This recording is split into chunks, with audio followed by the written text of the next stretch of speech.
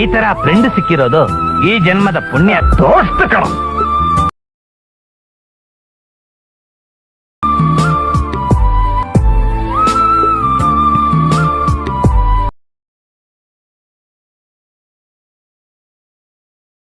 ಈ ತರ ಫ್ರೆಂಡ್ ಸಿಕ್ಕಿರೋದು ಈ ಜನ್ಮದ ಪುಣ್ಯ ತೋರ್ಸ್ತು ಕಣೋ.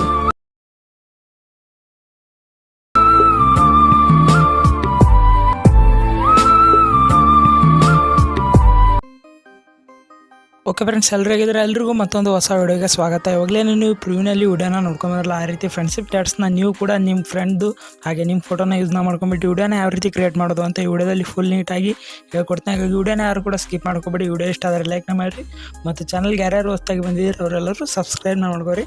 ಮೊದಲು ಈ ರೀತಿ ಬೀಡ್ ಮಾರ್ಕ್ ಮತ್ತು ಶೇಕ್ ಬರ್ತಾನೆ ನಿಮ್ಮ ಅಲರ್ಟ್ ಮಿಷನ್ಗೆ ಇಂಪೋರ್ಟ್ನ ಮಾಡ್ಕೋರಿ. ಇಂಪೋರ್ಟ್ ಮಾಡ್ಕೊಂಡು ಆದ ತಕ್ಷಣ ಮೊದಲು ಇವಾಗ ಈ ರೀತಿ ಬೀಡ್ ಮಾರ್ಕ್ನ ಓಪನ್ ಮಾಡ್ಕೋರಿ. ಇಲ್ಲಿ ಒಂದು ಗ್ರೂಪ್ ಆಗಿ ಒಂದಿಷ್ಟು ಶೇಪ್ಸ್ಗಳನ್ನ ಕೊಟ್ಟಿರ್ತೀನಿ, ಅವುಗಳನ್ನೇನು ಟಚ್ ಮಾಡ್ಕೋಬೇಡಿ. ಇವಾಗೇನಿಲ್ಲ, ಜಸ್ಟ್ ನೀವು ಯಾವ ಫೋಟೋನ ಎಡಿಟ್ನ ಮಾಡ್ಕೋಬೇಕು ಅಂದ್ಕೊಂಡಿರ್ತೀರ ಆ ಫೋಟೋನ ಈ ರೀತಿ ಆ್ಯಡ್ನ ಮಾಡ್ಕೋಬೇಕಾಗುತ್ತೆ.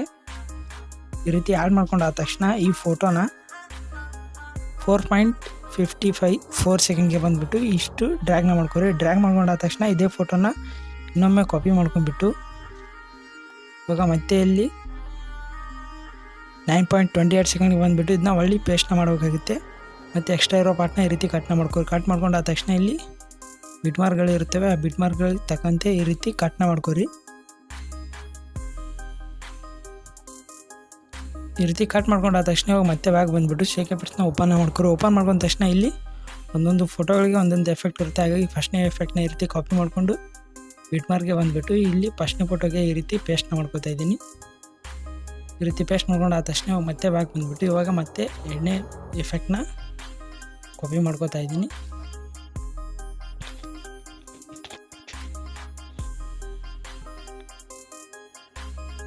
ಇವಾಗ ನಾನು ಎಲ್ಲ ಫೋಟೋಗಳಿಗೆ ಎಫೆಕ್ಟ್ನ ಪೇಸ್ಟ್ನ ಮಾಡ್ಕೊಂಬರ್ತೀನಿ. ಇನ್ನೊಂದು ವಿಷಯ, ಇಲ್ಲಿ ಶೇಪ್ಗಳು ಕಾಣಿಸ್ತಾ ಇದ್ದಾವಲ್ಲ, ಇವ್ಯಾವಕ್ಕೂ ನೀವು ಶೇಕ್ ಎಫೆಕ್ಟ್ಸ್ನ ಯೂಸ್ನ ಮಾಡೋಕ್ಕೆ ಹೋಗ್ಬೇಡಿ. ನೆಕ್ಸ್ಟ್ ಏನು ಮಾಡಬೇಕು ಅಂತ ಹೇಳ್ತೀನಿ.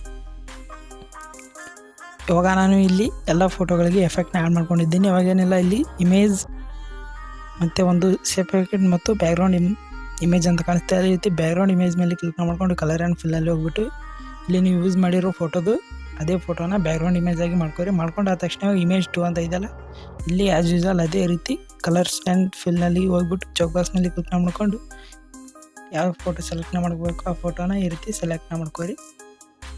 ಇದಾದ ತಕ್ಷಣ ನಿಮಗೆ ವಿಡಿಯೋ ಈ ರೀತಿ ಕ್ರಿಯೇಟ್ ಆಗುತ್ತೆ. ಇವಾಗೇನೆಲ್ಲ ಮತ್ತೆ ಒಂದು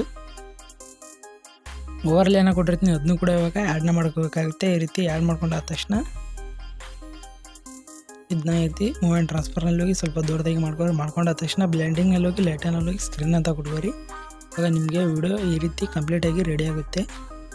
ಇನ್ನು ಇವಾಗ ಎಕ್ಸ್ಟ್ರಾ ಇರೋ ಪಾರ್ಟ್ನ ಈ ರೀತಿ ಕಟ್ ಮಾಡ್ಕೊಂಡು ಆದ ತಕ್ಷಣ ಇಲ್ಲಿ ಗ್ರೂಪ್ 1 ಅಂತ ಕಾಣಿಸ್ತಿಲ್ಲ, ಇದನ್ನ ಈ ರೀತಿ ಮೇಲ್ಗಡೆ ತಗೊಂಬಂದು ಸೆಟ್ನ ಮಾಡ್ಕೊರಿ.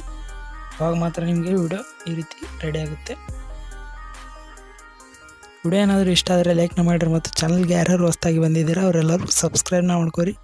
ಮತ್ತೆ ಮುಂದಿನ ವಿಡಿಯೋದಲ್ಲಿ ಸಿಗೋಣ.